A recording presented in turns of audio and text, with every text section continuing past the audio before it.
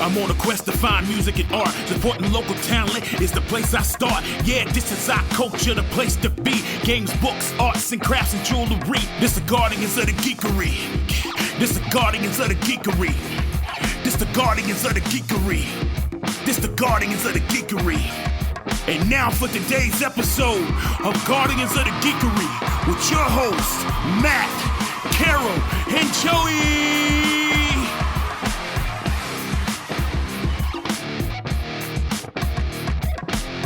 Hey there! It is Guardians of the Geekery. It is a all-female superpower show today, so we are so excited. But before we get started, I want to remind you, we are the Guardians of the Geekery.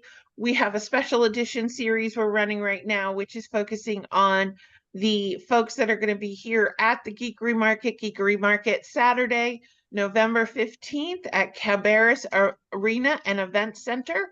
We will be in Event Center B. You will know that because you'll see the 16-foot inflated dragon in the front of it, plus the huge banner saying Geekery Market. It's a pretty big clue that that's where we are. We are not going to be the part of the cheerleaders, although the cheerleaders are welcome to come over and purchase stuff from the Geekery Market. It's from 10 a.m. to 4 p.m. Admission price is free. We just ask that you bring a canned good or non-perishable food item, either for folks or for animals. Either one is fine. Or you can give a cash donation. There is a $10 parking fee, and that is payable by debit or credit. So make sure that you have a card available with that. But we are going to be talking today to Samantha Bryant. Welcome, Samantha, to the show. Hey, happy to be here. We have known Samantha for several years now, and she has been a part of the Geekery Market, but this is her first time having her own table at the market. It's all me, baby. It's all you, baby, and we love you. So in honor of your Menopausal Superhero series, of course, I had to go with one of the original superheroes, Wonder Woman, today. I had to do the bright red lip. It's kind of freaking me out. I'm such a 90 girls. I want to do all the dark goth emo-y makeup, even, to match my nails. But I did it for you. So thank you. Meanwhile, I've got nothing on my face. Carol's like, I'm here. I'm here. Yeah, I've been. This is my face as it comes. I don't have to do makeup. Yeah, I've been kind of working sick all week, so this is. Oh gosh. I'm trying to recover. I'm just coming off a case of COVID myself. Oh my goodness. Oh gosh. And unfortunately, we had my mother-in-law was at the hospital last week, and we don't hear about it on the news anymore, but our hospitals are full. As my husband was taking her home, they were actually on COVID lockdown protocol where you were no longer able to be in the hospital without a mask, and it was only, one guest per patient. So be careful out there. Be careful out there. It's not over. Just because we've gotten used to having it as part of our daily conversation does not mean it's suddenly gone away. So be careful. But on to bigger and brighter things. So Samantha, you have a wonderful series, especially for those of us in that mid to older range, a very young 55 over here. But you have Menopausal Superheroes, and I have started reading the series. I had to come back and tell you, after reading the first one, I had to come back and buy them all because, can't wait. And now you can buy them all because I have finished the series. Yeah.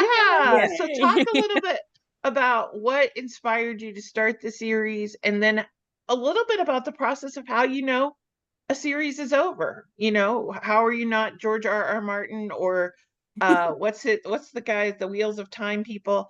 That Robert Jordan. His series ended because he died. Well, or you could be VC Andrews and people just keep writing in your name. That never ended, even when she went. True. Well, I've been a superhero fan my entire life. I think I had my my first hero of my heart before I could even read, with like Spidey on the Electric Company and Mighty Mouse and oh shoot, what's the dog's name? The dog who was secretly a janitor. Underdog. That's him. Yeah. Those were definitely a part of my childhood, and I have a gaggle of geeky uncles who were a big influence on me. And also I was a child in the 70s, which was a heyday of wonderful superhero fiction on television with Yes. Wonder Woman and the Incredible Hulk and Charlie's Angels and all kinds of things. And Isis and Oh yes, I Shazam. agree. Greatest American hero. I loved The Yes. Greatest American Hero. Yeah, so all of those things have been a part of me, since there's been a me. And but as I got older, I was a little less engaged by 16-year-old heroes. I'd go to watch the newest X-Men movie and be like, oh, they're a bunch of angsty children. It's just not working for me. And it's not that I'm not angsty anymore. It's just my angst is over different things. And and so I made a joke to my husband that, the message of that latest X-Men movie was that puberty brings superpowers. And I was like, well, if that's the case, if hormones bring superpowers, then menopausal women should have the corner on that market. Yeah, no doubt. Yeah. And and he laughed and he said, "Oh, you should write that down." And here it is, 5 novels, 2 novellas, and a set of short stories later, and I have written it down. And it just made sense. The change of life changes your life, right? Like Right? it really does. And I think the advantage of a menopausal superhero sometimes is the fact that I don't know about you, but when I hit 40, my give a care kind of gave It itself did. a It rest. stopped caring. Right. Yeah. It's Yeah. So I think Right. you're even At least in more, that sense of like you limit yourself based on what other people are going to think. And yeah, right. obviously I still care a whole heck of a lot about a whole lot of things. Yeah. But But that other kind of limiting I myself don't care based what on you whether think people think about I'm cute. yeah, I don't care what you think about me having empathy, yeah. Right. which is a weird thing to say in this day and age, but oh my God, we have so many people that seem to care that we have empathy. Right. Well, I mean, not to be crass about it, but I always relished when that time of the month would come around because I was so much bolder that week of the month. I was like, have to have a hard conversation with somebody, dude, I'm in pain. Let me tell you what I think of you. You know what I mean? Like, Right. I Yeah. was like, I would be like, I'm not going to sit here and go, oh, should I? Will it hurt somebody's feelings? I could care less during those 4 or 5 days, five or Right. six days. I'm like, listen, this is how it's going to be. We're getting on there. And I think when I went through the change, unfortunately, a little bit early because of medical issues, but that's what happened to me. Like my desire to keep my mouth closed about things that I felt were injustices Mhm. went out the window. So I just so wish I we had totally get superpowers to it. take And I care of think these that, injustices. yeah, and I think that's why I related so much to this series and was just immediately like, yep, I'm there. Oh, excellent. I'm glad to hear. Yeah, as I was working on these books, it was important to me to portray a wide range of female experience.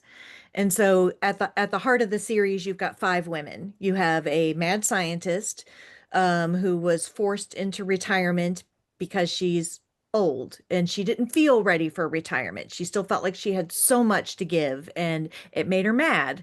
And so then she was a mad scientist. So so that's Cindy Lou. And then you've got the 4 women who initially had the effects. The hand wavium of this particular superhero series is that all of these women had perimenopausal or menopausal complaints, and they used over-the-counter products that had been created by Dr. Lou to deal with their symptoms, and they had unexpected side effects like fire wielding, armor-plated skin, super strength. Read the fine print, people. Right. And so among those women, we have a range of life experiences. Some of them, there's a rather bitter divorcee. There's a woman who was never married because she never wanted to be and has, been the glass ceiling breaker in a corporate kind of setting. You've got a mother and grandmother who's always been a stay-at-home, take care of her family kind of person. And I've got a younger woman who went through menopause early because she's a cancer survivor. And so she had basically surgically induced menopause. And it was really important to me because so often in superhero stories, it's the guys and the chick. You get the one chick. And so she has to be every woman. And of course, she fails at that because each of us are only one woman. And so I wanted this wider experience, the ensemble cast that portrayed a range of women's experiences. And not all of them use the change for good, right? No, Like no, there's decisions that have to be made and they're not clear cut for everybody. right. So, And, good is fuzzy in a lot of yes. situations. It's like good for whom? Yeah. And what are the unexpected consequences? You did this thing that seems like a good thing, but it caused this, you know. So, yeah, they were definitely wonderful to write for exploring those like moral quandary kinds of moments. Yeah. Yeah. And definitely acceptance of who you are now Yes. versus who you were, not only of that individual, but the support system around them, right? And whether or not it was a support system. Well, and that was another thing. Like, um, one of the superhero tropes that I despise is lone hero. The Yeah. idea that choosing a heroic life is choosing a lonely road, and you're not allowed to have family, friends, partners, pets, anything. And so it was important to me that these people all still have lives and children and colleagues and all of that kind of stuff. They get to have a network around them and be heroes. Um, So do you find like the majority of your readership is women? It's hard for me to know, but if I can judge by who comes up and talks to me at cons, yes, the majority is women, although I'm attracting more male readers if they're already kind of superhero geeks. I don't know if they'd come to me if they weren't already into superhero, but I'm getting a range.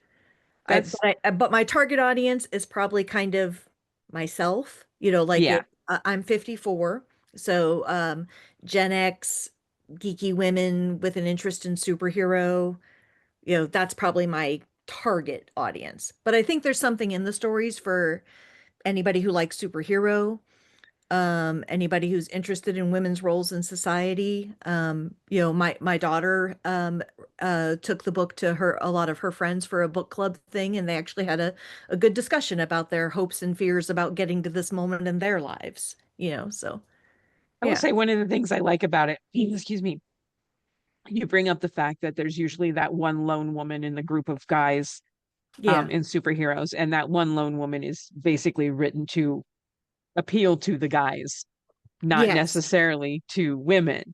I kind of like the fact that you didn't just flip that, because a lot of times I'll read women writers where they just flip the script and suddenly all the men are stupid and the men are just there for the women.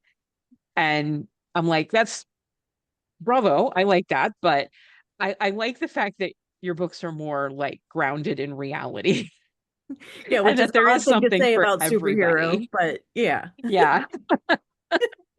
well, As far as grounded in reality as superhero, story can be. right, It's and not there just is immediately, let's just make all the men the what they did to us, let's do to them. And I yeah. right. kind of like that you don't do that. Well, thank you. And there's that underlying message of allyship. Yeah. And it's allyship in the truest sense of the word, because you're having to look at changes in gender roles without it being changes in gender roles in your face kind of thing. It's Mhm. like, what would you do if it happened to you? Right. If you suddenly were not who you thought you were.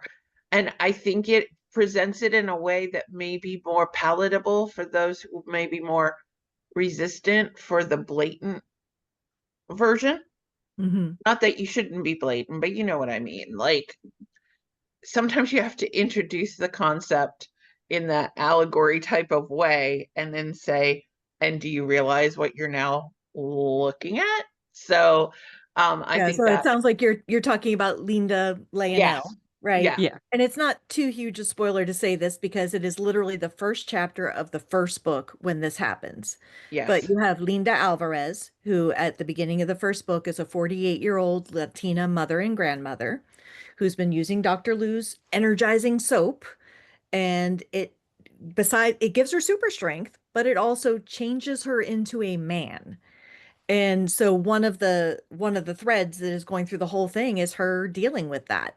And her family dealing with that, and her Right. Yeah. husband And dealing with whether that. she and her husband are going to stay married, and what her children and grandchildren think, having to convince her best friend that She they're the is same who she is. person. Yeah, Yeah. Yeah. yeah, I was yeah. I was just on another show recently. Time is a thing. But it's one where they ask you to read from the books, and I read a part from the second book where Linda, who's now living as Leonel, but is still trying to figure out what pronouns feel right to me, all of that kind of stuff. So in the second book, there's when we're inside their perspective, they're still called Linda and still using she and her, but they look like Leonel and are, perceived by everybody else as male. Um, and there's a paragraph in there where I describe their experiences like it's like the old trope about immigration. I didn't cross the border crossed me. Right. Yeah. Yeah, no, and I thought that was very powerful and in a way that could be more imaginable for a larger audience than some others may have. You just wish people would get it, but they don't. Yeah. So, Gender is it's just a social construct. We can reconstruct it however we want. Yeah. but it gives them an opportunity to think, what would I do? Right. Right? In a Yeah. more perhaps acceptable way. A Right. In more a way where it happened to them more than they sought it, if that makes right, Yes. sense. Yeah. right, because the perception that you choose. Well, Yeah. Lena did not choose. Nope. So now you've come to the end of the series. How do you know that you're at the end? That was my starter question, but I added Yeah. like 32 questions in between there. So I'd say in my case it was really a conscious decision that I wanted to bring it to an end. That I probably could keep writing menopausal superhero stories indefinitely. I've created a universe, I've got a great cast of characters, there's other material I could mine, but I really wanted to bring at least this portion of it to a close. And so I consciously decided that it would be the last book, which also made it a difficult writing task. Each of the other books took me roughly a year to write. I write part-time alongside a full-time job. I have a family and a special needs child and rescue dogs, so I do other things besides write. But this book, the fifth and final book, took me a good 3 years to write. And part of that is inefficiency on my part. I'm more of a pantser when I write, or a discovery writer where you write to find out what the story is. And I didn't keep a good Bible or anything as I wrote through, so I had an inefficient process, but it's also how my brain works. And I have to be so efficient in so much of my life that I resist things like outlining and Bibles and that kind of stuff in my writing life, because this is supposed to be where my brain just gets to do what it does, and I don't have to force it into the organized, efficient boxes. Right. But, my publisher, John, was probably like, is she going to finish the book? Do I have to change her name to George R. R. Martin? Because, Do I need to I gave it contact to him Brandon 2 years Sanderson? later than I said I would. Right. But sometimes it's also the challenge of what is real. Mhm. I realize it's a fictional world, but what is realistic as a resolution? And not Right. everything is going to resolve. But you want to do justice to your characters. You don't want to just slap them into a situation, and you want Mhm. to honor the journey they took you on. Yeah, you don't But want to feel like it just stopped, but that it yeah, came Yeah. to an intentional close. And right. I feel very good about the ending that I came to. So hopefully my readers will agree. Did you shed a tear when you Oh, finally wrote the end? I think I shed most of the tears trying to get there. When I actually got to the end, it is a little bit of a tearjerker ending if you followed and loved these characters throughout. But when I got there, I think my reaction was, "Oh yeah!" Please ignore my And now cat. you're She's starting a just new fine. series. Do you Yes, find yes. that the challenges or the inconsistencies or inefficiencies, are you doing anything different this time? And what is your subject matter this time around?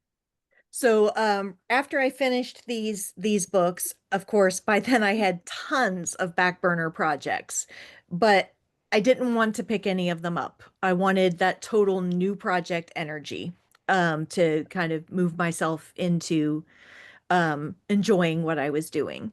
And this set of books, I'm calling them my Gen X romances.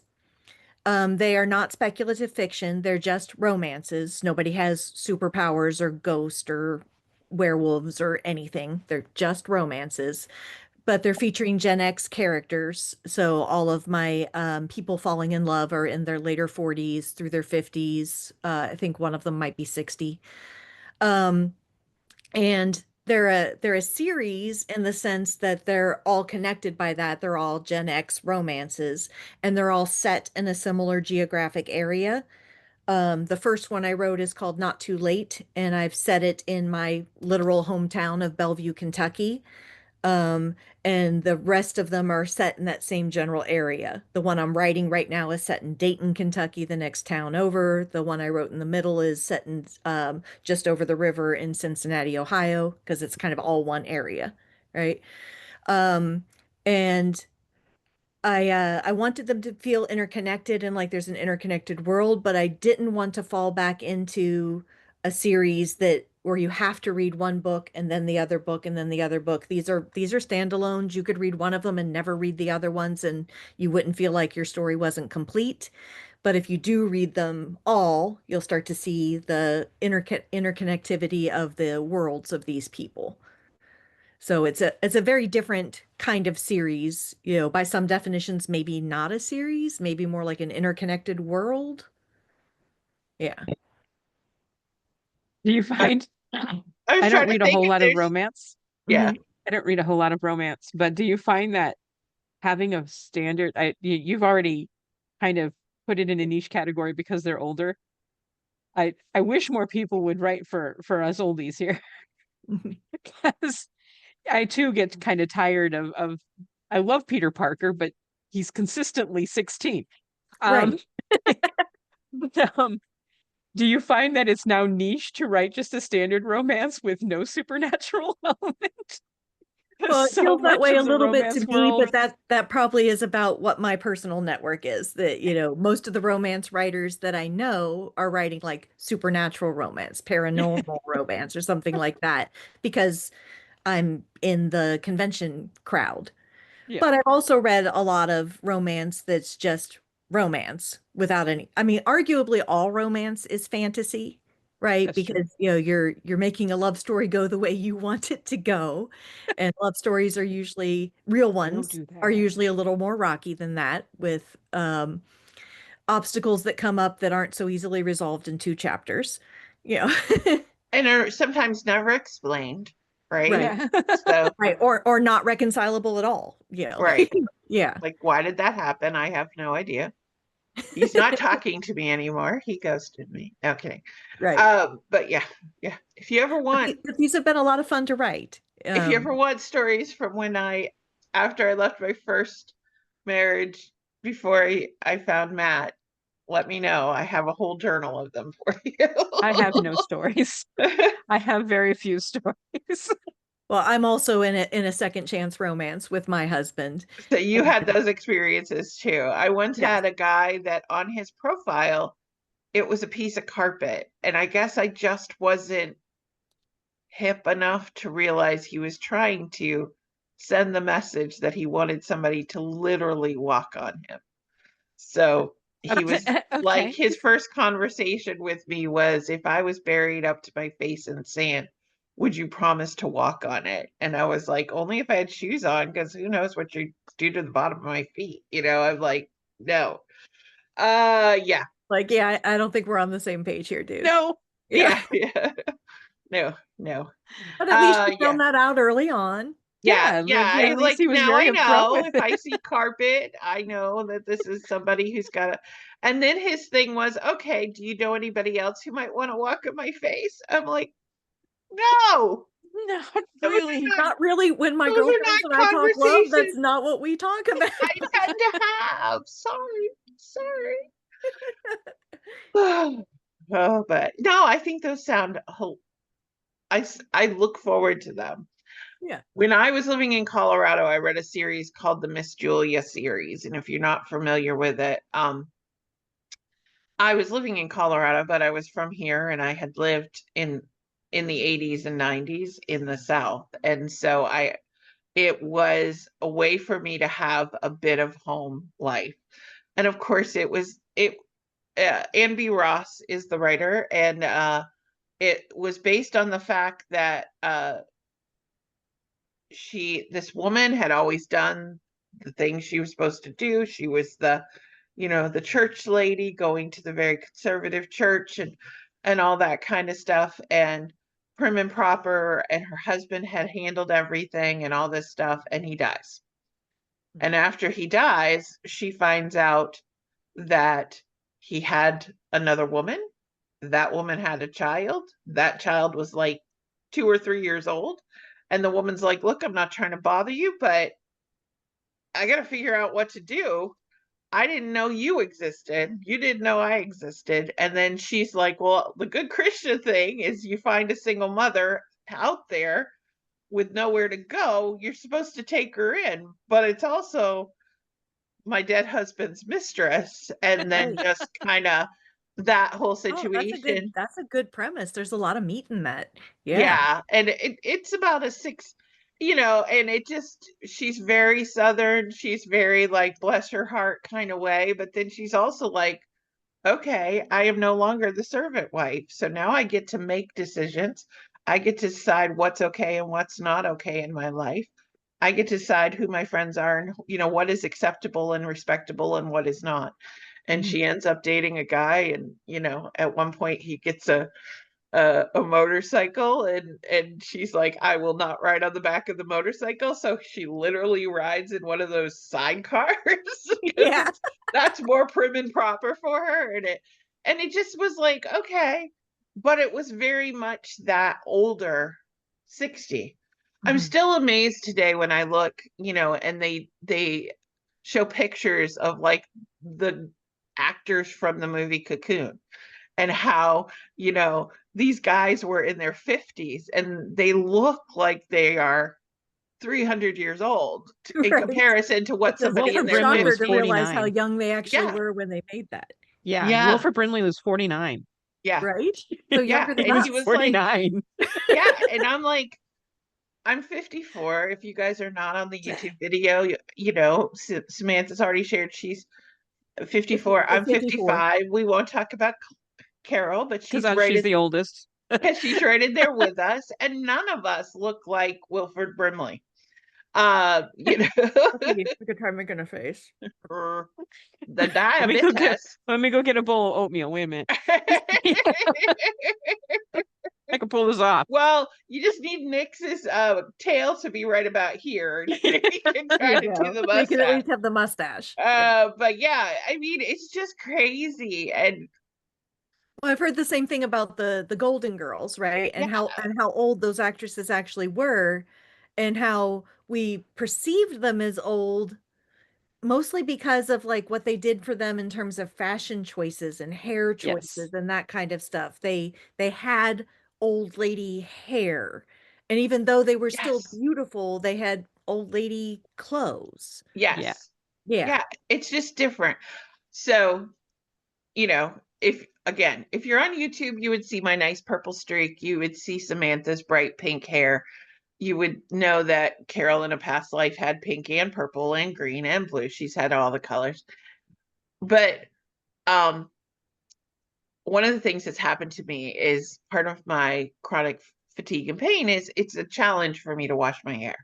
So once a week, I treat myself to getting my hair professionally washed, Oh, I bet which that. we would call the set if we were like in the 70s, right? But I don't get it's not set. It just gets blow dried. She did ask me when I walked in there that I found this new little shop and I love it.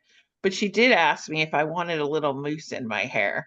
And I'm like, I really haven't had mousse in my hair since 1999, like maybe 89. So Do I they was Yeah. still like, sell it? they still sell it. But, I mean, if you had like there's still product, don't get me wrong, but like the literal word moose was like a little bit old school to me. But I walk in I there always every think of week. Rocky and Bullwinkle, a totally Yeah, different kind of I mousse. walk in there every week and I've got my orange and my yellow and my red and my purple in my hair and the ladies just think that that is the funnest and funniest thing Mhm. because every other woman in there that's getting their hair washed and cut are white-haired old ladies Yeah. still doing the set and the style. And some of them are 60s and 70s, but some of them are that like our age, but not our age. Like, and Yeah. I don't think that we're dressing down. I don't think we're dressing like we're 20 somethings. Oh goodness, no. I would look No. terrible in the stuff I wore when I was 20. Yeah, like, I don't think, well, actually, I would say in my 20s and 30s, I was probably dressing more like what I see these women in their 50s dressing like because I was Right, I was always trying trying to to be look like an adult when I was like an 20. Yeah. adult. Plus, in the 80s, it was all about the suit coats and the And the shoulder pads. shoulder pads and the whole thing. Thank you. Words fail me. Um, but all that stuff. And it's so funny for me because I hear these ladies and it's just a plethora of conversations that me and my friends do not have. It's like, well, Earl called me and he said, be careful when you come home because there's a black snake curled up by the mailbox and he doesn't know if it's hurt or not. And then this other woman's like, well, does it got a white belly? If it's got a white belly, you need to be careful. Oh, were those the poisonous ones? Oh, I don't know. I just heard if they got a white belly, you got to be careful. And she's like, well, if I see that black snake curled up, I don't care if it's hurt or not. I'm going to run it right over. And, all that kind of stuff. It's like, you going to make some potato salad for this weekend, the whole thing. And I'm just like, I don't think we've ever had that conversation, Carol. I don't No. think Samantha, when we've gone to the conferences and had meals together, I don't think we've ever had any of those conversations. Not at all. It's just a whole different world. But of course, to them, I'm The the oddball. weirdo. Yeah, Yeah. You're which the is weirdo. fine. Yeah. Well, Which is I run fine. into that with my hair. Like I live in a small town in North Carolina, Hillsboro. Yeah. And I attract a fair amount of attention for my hair just walking around doing things like going to the grocery store here. Yes. But then I'll go to a convention, and if you said the gal with the pink hair, they'd be like, which one? Which one? Exactly. Yeah. Exactly. Yeah. It's like Exactly. saying the man with the beard at a convention. Yeah. Which one? Yeah. The How much beard oversized are we man talking with here? the Beard or beard and beard? the Star Wars t-shirt. That could be anybody. Right. That's That like could be three anybody. quarters of the room. Yeah. Try harder. This is why when I started dating Matt, Facebook kept wanting to tag John Hartness because they were just the same person in two different bodies.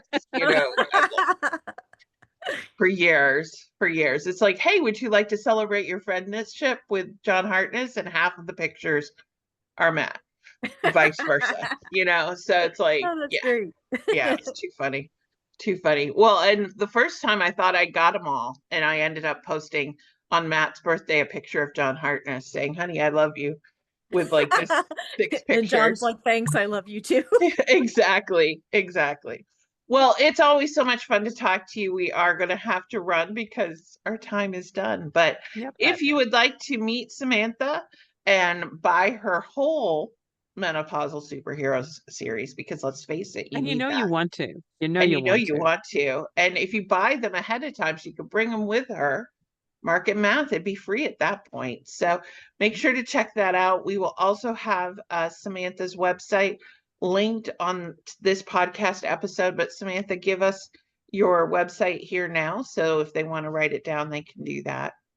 Sure. I have a blog that has expanded into my website. So I warn you, it looks janky because it is. It's cadged together. But all the information you're looking for is there.